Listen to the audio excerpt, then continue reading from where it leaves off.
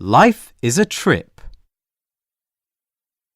Diego's father, Emilio, had been waiting in his taxi for just 20 minutes before his first passenger came. He lifted the young man's big suitcase into the trunk and then asked him where he wanted to go. "To the airport," the man groaned. "I'm done with this city." He'd come to New York when he was 19 and had been hoping for his big break for 5 years. All this time, he'd gone to hundreds of auditions and had sung thousands of songs, but nobody had wanted him. He'd been thinking about his decision for quite some time, and that morning, when he got another rejection email, he'd decided the time had come. Now he was going home to Wisconsin, where he had an offer to teach music at a high school. "My dream just didn't come true here," he explained. "At least as a teacher, I can make music every day." Emilio wished the young man good luck and thought of his own dreams. They hadn't been as big when he'd come to America, but he still understood what it meant to get disappointed. When Emilio got back in his car, another passenger was waiting on the sidewalk. Emilio knew the type: successful businessman, but not necessarily happy.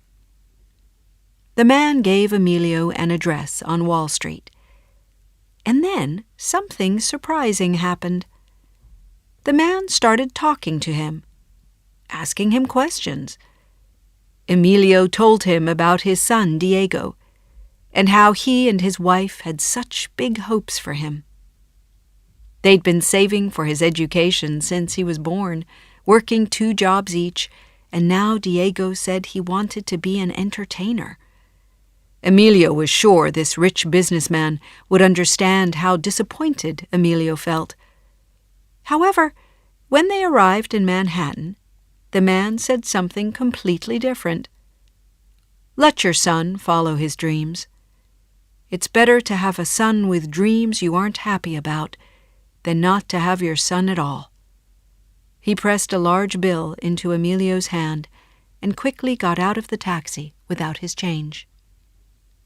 Emilio's taxi wasn't empty for long.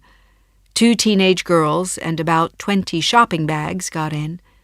The girls didn't say hello. They just gave him an address on Park Avenue. Emilio listened to them as they talked about a life so different from his, and yet so typical of New York. They'd been walking around Manhattan since 10 o'clock, and now they were tired after all the shopping. They complained that today it was hard to find any good clothes in New York. Obviously, they'd been shopping at the same stores for hours when they realized that London might be the better place to shop. Needless to say, they didn't give Emilio a tip, and needless to say, they didn't give the homeless woman on the sidewalk a single look as they got out of the taxi.